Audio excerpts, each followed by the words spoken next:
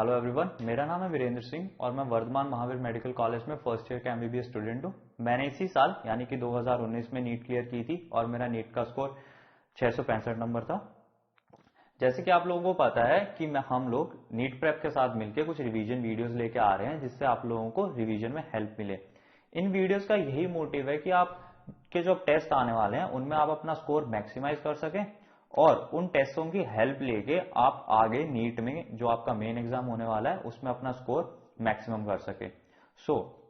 Revision क्यों important है और रिवीजन में क्या प्रॉब्लम्स आती हैं, ये जनरली हर स्टूडेंट की प्रॉब्लम रहती है। जब हम थे हमारी भी रहती थी।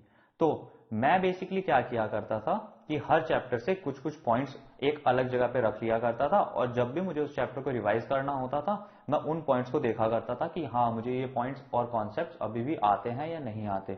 अगर आते थे तो वेरी गुड, और अगर नहीं आते थे तो मैं उस चैप्टर से वापस पढ़ लेता था, उस पॉइंट को वापस पढ़ लेता था ताकि मुझे पूरा का पूरा चैप्टर ना करना पड़े। इससे आपका टाइम बहुत बचता है और फिलहाल लास्ट मोमेंट पे टाइम ही इंपॉर्टेंट है। हम ऐसा ही कुछ इस सीरीज के साथ कर रहे हैं। आपको हर वीडियो के साथ में एक रिवीजन शीट दी जाएगी जिसमें उस चैप्टर के लर्निंग ऑब्जेक्टिव्स हैं। ये इस चैप्टर के ना बेसिक कॉन्सेप्ट्स हैं और अगर आप इस चैप्टर से कि हाँ आपको इस चैप्टर से अच्छा स्कोर करना है तो आपको ये चीजें बेयर मिनिमम पता होनी चाहिए, मतलब ये तो पता होनी ही चाहिए आपको। आज का हमारा चैप्टर है स्ट्रक्चरल ऑर्गेनाइजेशन इन एनिमल्स। एनसीईआरटी में ये चैप्टर इसलिए इंपॉर्टेंट हो जाता है कि उन बहुत छोटे छोटे चैप्टर्स में से एक है जहां पे अगर आप थोड़ा सा याद कर लें और थोड़े से पॉइंट्स याद कर लें, कुछ एग्जांपल से याद कर लें और दो चार कॉन्सेप्ट्स देख लें तो आप इस चैप्टर से 100% स्कोर कर सकते हो, क्योंकि इसके चैप्टर के क्वेश्चंस बहुत इजी आते हैं। और एक ये भी चीज है कि इस चैप्टर से ज्यादा हार्ड क्वेश्चंस बनाए भी नहीं जाते और अगर रेयरली कोई क्वेश्चन बनता है तो वो आपकी एनसीईआरटी से बाहर चला जाएगा और आपको उसके बारे में टेंशन लेने की जरूरत नहीं है, क्योंकि जो आपको एनसीईआरटी पढ़ने के बाद नहीं आता वो किसी और को भी नहीं आता होगा। वो आपका सिलेक्शन डिसाइड नहीं करेंगे वो क्वेश्चंस। तो स्टार्ट करते हैं। ये जो पहला पैराग्राफ है जहां पे एनसीईआरटी आपको इंट्रोड्यूस कराती है, तो ये एनसीईआरटी बताती है कि टिश्यू जो है ये कॉन्सेप्ट क्या है, टिश्यू का आखिर मतलब क्या है। तो आपको एक टिश्यू के कॉन्सेप्ट से इंट्रोड्यूस कराया गया है। आपको बताया गया कि क्या नौबत आन पड़ी कि जो सेल्स थी उनको आपस में इंटरैक्ट करना पड़ा और इंटरैक्ट करके टिश्यू बनाना पड़ा। यहां पे साथ में आपको टिश्यू की डेफिनेशन भी दी गई है कि group of similar sales along with intercellular substance. ये बहुत इंपॉर्टेंट है, इस डेफिनेशन को आप अच्छे से याद कर लें। आगे बढ़ते हैं तो ये बताया गया है कि 4 बेसिक टाइप्स ऑफ टिश्यूज और साथ में ये बताया गया है कि इस पैराग्राफ में कि टिश्यूज जो हैं वो आगे जाके कैसे डिवीजन ऑफ लेबर दिखाते हैं और आगे जाके कैसे ऑर्गन्स का फॉर्मेशन करते हैं और वो ऑर्गन्स कैसे हमारी बॉडी को मेंटेन करते हैं। फिर आगे बढ़ते हैं एनिमल टिश्यूज पे। तो यहां पे बताया गया है broadly classified into 4 types, epithelial, connective, muscular, neural. तो भाई इन्होंने तो क्लासिफाई कर दिया, अब आपकी ये जिम्मेदारी बनती है कि आप देखें कि इनको जो चारों को डिवाइड किया गया है तो ऐसे क्या क्या कैरेक्टरिस्टिक्स फीचर्स थे, ऐसे क्या क्या कैरेक्टरिस्टिक्स थे जो एपिथेलियल को कनेक्टिव से अलग करते हैं और मस्कुलर को इन सबसे अलग करते हैं या न्यूरल को सबसे अलग करते हैं। यानी कि आपको इन चारों क्लासिफिकेशंस के स्पेसिफिक फंक्शंस पता होने चाहिए। फॉर एग्जांपल नीचे चलते हैं, यहां पे एपिथेलियल स्टार्ट करती है एनसीईआरटी। तो यहां पे बताया गया कि एपिथेलियल टिश्यू जो होता है वो फ्री सरफेस को कवर करता है, जो कि या तो एक बॉडी फ्लूइड को या आउटसाइड ऑफ बॉडी को कवर कर लेगा और आपकी बॉडी को एज अ प्रोटेक्टिव कवरिंग काम करता है। तो जहां पे भी कवरिंग का नाम आता है वहां पे जनरली आपको एपिथेलियल टिश्यू ही मिलेगा। तो कह सकते हैं कि कवरिंग जो है ना, कवरिंग का काम करना एक कैरेक्टरिस्टिक फीचर है एपिथेलियल टिश्यू का। ऐसे ही कनेक्टिव टिश्यू का अपना फीचर है, मस्कुलर का अपना फीचर है और न्यूरल टिश्यू का अपना फीचर है। तो आपको ये फीचर्स याद करने हैं पर्टिकुलरली। कुल मिला के बेसिक बात इतनी है कि आप लोग इन सब में डिफरेंशिएट कर पाए कि हाँ ये इसे एपिथेलियल क्यों कहा गया है या इसे कनेक्टिव क्यों कहा गया है। आगे बढ़ते हैं। तो आपने जैसी एपिथेलियल टिश्यू के कैरेक्टरिस्टिक फीचर्स और फंक्शंस याद कर लिए, आप आगे बढ़ के याद कीजिए कि इनके जो क्लासिफिकेशंस हैं वो जैसे कि यहां पे सिंपल एपिथेलियम और कंपाउंड एपिथेलियम में क्लासिफाई किया है, तो ये किस बेसिस पे किया है। फिर आपको पता होना चाहिए कि हाँ सिंपल में कर तो दिया, अब सिंपल का काम क्या है। तो यहां पे जैसे बताया गया है कि lining for body cavities, ducts and tubes, तो आपको ये याद रखना है कि ये सिंपल में फंक्शन दिया गया था। फिर आगे जाके बात हम करते हैं तो आता है कि जो सिंपल भी है वो भी आगे डिवाइड किया गया है, तो उस डिवीजन का बेसिस क्या है ये आपको पता करना है। जैसे कि यहाँ पे दिया गया structural modification of the cells. जब आप आगे जाके एमबीबीएस में आओगे तो आपको पता चलेगा, आपको ना स्लाइड्स दिखाई जाएंगी इन सब की, तब आपको इसी बेसिस पे, इन्हीं स्ट्रक्चरल मॉडिफिकेशन के बेसिस पे पता करना होता है कि क्या ये स्क्वैमस टिश्यू है, सिंपल स्क्वैमस है, सिंपल क्यूबॉइडल है या सिंपल कॉलमनर है।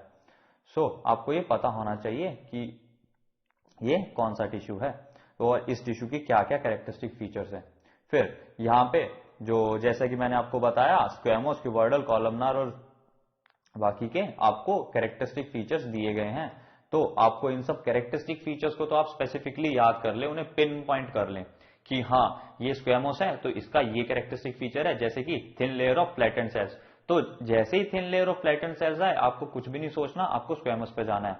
तो ये रिवीजन के बेसिस में आपको बता रहा हूं कि आपको क्या क्या पढ़ना है और क्या क्या चीजें आपके दिमाग में रहनी चाहिए, ताकि लास्ट मोमेंट पे आप सीधी एनसीईआरटी से सब कुछ नहीं पढ़ रहे, आपका ध्यान सिर्फ वहीं जा रहा है जहां आपको ध्यान देना चाहिए या जहां से क्वेश्चन बनने वाला है। तो आपने जैसे जैसे चैप्टर पढ़ रहे हैं आपने देखा कि स्क्वैमोस के क्या क्या कैरेक्टरिस्टिक फीचर्स हैं, क्यूबॉइडल के क्या क्या कैरेक्टरिस्टिक फीचर्स हैं और कॉलमनर के क्या क्या कैरेक्टरिस्टिक फीचर्स हैं।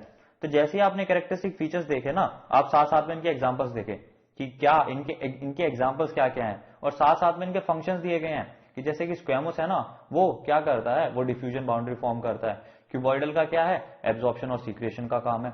तो आपको ये फंक्शंस भी साथ साथ में याद करते जाने हैं। तो आपने क्या क्या किए, आपने याद किए कैरेक्टरिस्टिक्स और आपने याद किए फंक्शंस। तो ये सब तो बहुत इंपॉर्टेंट है। अब साथ में आप एग्जाम्पल भी याद कर लीजिए। अगर आपने ये तीनों चीजें याद कर ली ना, फिर तो आपको यहां से और कोई क्वेश्चन बन ही नहीं सकता, और ऐसा ही आपको आगे करना है। अब यहाँ पे ग्लैंडुलर एपिथेलियम की डेफिनेशन दी गई है कि वो क्या होता है, और यहाँ पे जो सबसे ज्यादा इंपॉर्टेंट है वो है ये डायग्राम। तो आपको ये डायग्राम याद होना चाहिए, आपको पता होना चाहिए किसका डायग्राम है और इसमें क्या रिप्रेजेंट किया गया है। एम्स में डायग्राम से क्वेश्चन डायरेक्टली आते हैं बिकॉज ये एक अप्लाइड कॉन्सेप्ट है। सो आगे बढ़ते हैं। अब यहाँ पे जब हम आते हैं तो साथ में एक चीज यहाँ पे देखिए, एक्सोक्राइन और एंडोक्राइन ग्लैंड्स हैं। अब ऐसा तो नहीं है कि जो ये चैप्टर पढ़ रहा है वो एक्सोक्राइन और एंडोक्राइन पहली बार देख रहा होगा। अगर आपने, हाँ ठीक है, अगर आपने 11th में हो और आप ये वीडियो देख रहे हो तो हो सकता है आप पहली बार पढ़ रहे हो, पर मैं नहीं मानता कि अगर एक नीट प्रिपरेशन का स्टूडेंट है, नीट के लिए प्रिपेयर कर रहा है, तो वो ये टर्म पहली बार सुन रहा होगा। तो मैं मान के चलता हूं कि आपको ये दोनों टर्म्स के मतलब पता होंगे। फिर हम बात करते हैं एक्सोक्राइन ग्लैंड्स के फंक्शन की बात बताया गया और एंडोक्राइन की बात बताई गई है। आगे इंपॉर्टेंट आता है कंपाउंड एपिथेलियम।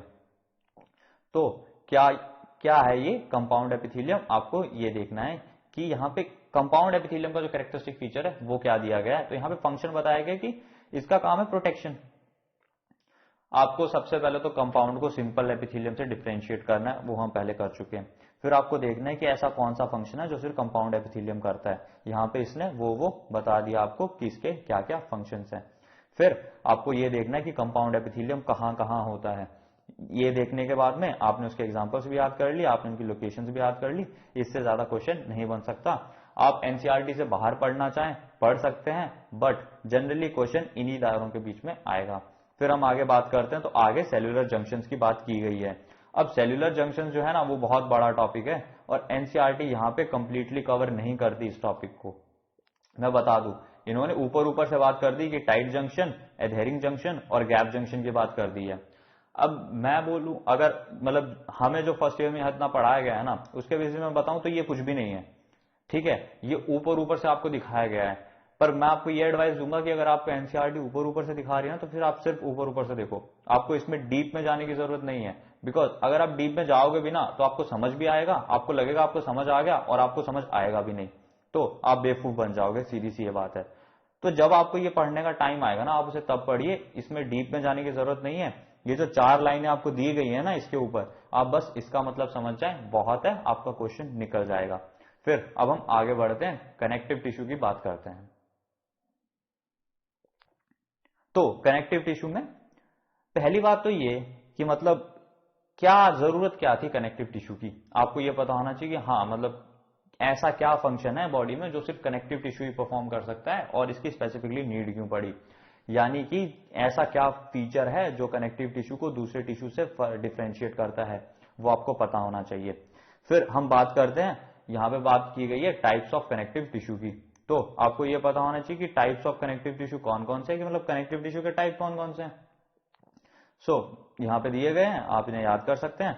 फिर आगे जब हम बात करेंगे तो जब इसी चैप्टर में नहीं, लाइक हर चैप्टर में जहां पे भी आप टाइप पढ़ रहे हो ना कि हाँ इतने टाइप के टिश्यूज हैं या इतने टाइप का कुछ भी है, तो जहां पे भी क्लासिफिकेशन आता है आपको उस क्लासिफिकेशन का बेसिस याद करना है। आपको पता होना चाहिए कि उसका बेसिस क्या है, और सिर्फ याद ही नहीं करना, उसे समझना है कि हाँ इसे इस बेसिस पे क्लासिफाई किया गया है, ताकि उसका जो पॉइंट ए है और ये जो पॉइंट बी है इन दोनों के बीच में क्या डिफरेंस है। फॉर एग्जाम्पल यहां पे मैं बताऊं तो आपको पता होना चाहिए कि लूज कनेक्टिव टिश्यू और डेंस कनेक्टिव टिश्यू में क्या फर्क है, या स्पेशलाइज कनेक्टिव टिश्यू में क्या फर्क है, या इन तीनों में क्या फर्क है, आपको ये पता होना चाहिए। फिर हम बात करते हैं, यहां पे आगे आपको बताया गया है कि लूज कनेक्टिव टिश्यू में क्या है। तो मैं अब इनमें क्या पढ़ना है, ये जो टाइप्स दिए गए हैं आपको कनेक्टिव टिश्यूज के, इसमें आपको क्या क्या पढ़ना है। फॉर एग्जाम्पल जैसे हम बात करें लूज कनेक्टिव टिश्यू की, तो यहाँ पे एरियोलर टिश्यू से स्टार्ट करते हुए आपको याद रखना है कि इसका कैरेक्टरिस्टिक फीचर क्या है, कि मतलब एरियोलर टिश्यू का कैरेक्टरिस्टिक फीचर क्या है, और फिर उसकी लोकेशन कहां है, प्लस उसका एग्जाम्पल। जैसे कि यहां पे दिया गया है कि जो एरियोलर टिश्यू है ये स्किन के नीचे प्रेजेंट होता है, ये सपोर्ट फ्रेमवर्क का काम करता है एपिथेलियम के लिए, सपोर्टिव फ्रेमवर्क का काम कर रहा है, इसका कैरेक्टरिस्टिक फीचर है। और फिर जब हम बात करते हैं इसका कंपोनेंट्स क्या क्या है, जैसे कि इसमें फाइब्रोब्लास्ट हैं और लूजली फाइब्रस मैट्रिक्स होता है, लूज मैट्रिक्स होता है इसमें। तो आपको ये चीजें याद रखनी है कि हाँ इसके कंपोनेंट्स क्या क्या हैं, और यही सेम अप्लाई होता है एडिपोज टिश्यू पे। आपको देखना है कि एडिपोज टिश्यू कहां कहां पाया जाता है, आप एडिपोज टिश्यू के एग्जाम्पल क्या क्या है, और एडिपोज टिश्यू का फंक्शन क्या है, और उसके फीचर्स क्या क्या है, या उसके सेल्यूलर कंपोनेंट्स क्या क्या हैं। तो सेल्यूलर कंपोनेंट्स बहुत इंपॉर्टेंट है। तो फिर अब हम आगे बढ़ते हैं, आगे बात की जाती है डेंस कनेक्टिव टिश्यू की। तो जब हम डेंस कनेक्टिव टिश्यू की बात करेंगे, तो आपको जब आप लूज और डेंस पढ़ रहे हो तो आपको एक चीज पता होनी चाहिए कि फाइबर्स क्या हैं, जो इसमें कार्टिलेज और इलास्टिन की बात की गई है, तो कार्टिलेज और इलास्टिन फाइबर्स क्या हैं, आपको उसकी एक बेसिक अंडरस्टैंडिंग होनी चाहिए, आपको बहुत डीप नहीं जाना। फिर जब हम बात करते हैं कि वो अरेंज्ड है ना, तो उनकी अरेंजमेंट का बेसिस क्या है, या उनकी अरेंजमेंट हो कैसे रही है। तो जब आप ये अरेंजमेंट और ओरिएंटेशन पढ़ लोगे ना उनका, फिर आपको समझ आ जाएगी डेंस और लूज कनेक्टिव टिश्यू क्या क्या है। फिर हम बात करेंगे डेंस रेगुलर और डेंस इररेगुलर टिश्यू। तो जब आप रेगुलर और इररेगुलर इसको किस बेसिस पे डिफाइन किया गया है, तो यहां पे बताया गया है कि ओरिएंटेशन ऑफ फाइबर्स के बेसिस पे इन्हें डेंस और डेंस रेगुलर और डेंस इररेगुलर के बेसिस पे डिवाइड किया गया है। फिर टेंडन और लिगामेंट की बात होती है, ये जहां पे मेन टॉपिक है, तो आपको ये पता होना चाहिए, ये टर्म बहुत जनरली यूज होती है टेंडन और लिगामेंट्स। अगर आप नीट की तैयारी कर रहे हो, आप एमबीबीएस में आना चाहते हो, तो ये ऐसी चीजों से आपको खुद को फेमिलियर करना ही पड़ेगा। तो अब ये जरूरी है कि आप ऐसी टर्म्स को रखें अपने हमेशा, मतलब जहां पे भी आपको ऐसी टर्म मिले जो अनाटमी से रिलेटेड है, तो आप खुद को उससे फेमिलियर करें। तो आपको पता करना है कि टेंडन और लिगामेंट क्या होते हैं और इनके फंक्शन क्या क्या होते हैं। फिर हम आगे बढ़ते हैं, यहां पे इतना ही था। फिर इन पैराग्राफ्स में आपको दिया गया है कार्टिलेज, बोन्स और ब्लड के बारे में आपको डाटा दिया गया है। तो अगर इन सबको मैं साथ में लेके चलूं, तो आपको कार्टिलेज, ब्लड और बोन्स तीनों के कैरेक्टरिस्टिक फीचर्स पता होने चाहिए, कि कार्टिलेज का क्या कैरेक्टरिस्टिक फीचर है, ब्लड का क्या कैरेक्टरिस्टिक फीचर है, और बोन्स का क्या कैरेक्टरिस्टिक फीचर है। फिर उनके स्पेसिफिक फंक्शन, कि क्या फंक्शन क्या है इन तीनों का अलग अलग, कि हाँ कार्टिलेज ये फंक्शन करता है, ब्लड ये फंक्शन करता है, और बोन्स ये फंक्शन करती है। और स्पेसिफिकली कार्टिलेज और बोन्स के अंदर जो डिफरेंसेस है ना, ये इस पैराग्राफ में जो डिफरेंसेस दिए गए हैं, ये आपको स्पेसिफिकली याद होने चाहिए। और फिर जब बात आती है इनकी लोकेशन कहां कहां है, ये कहां कहां प्रेजेंट है, और ये कब कब प्रेजेंट है। बिकॉज जब आप कार्टिलेज और बोन्स में बात करते हो, तो आपको पता चलता है कि कार्टिलेज ऑसिफाई होकर बाद में बोन्स में कन्वर्ट हो जाता है। तो आपको ये भी पता होना चाहिए कि ऑसिफिकेशन का रीजन क्या है, और ये ऑसिफिकेशन कब हो रही है, ताकि आप कोई क्वेश्चन गलत ना कर दें। फिर हम आगे बढ़ते हैं।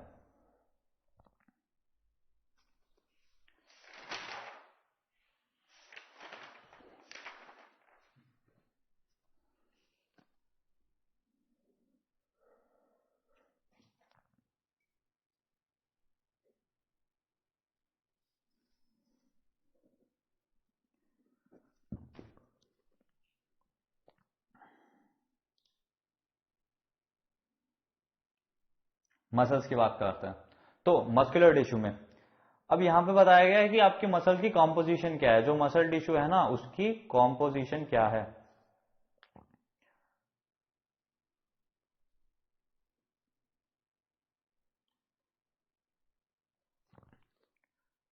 तो आइए अब हम बात करते हैं मस्कुलर टिश्यू की।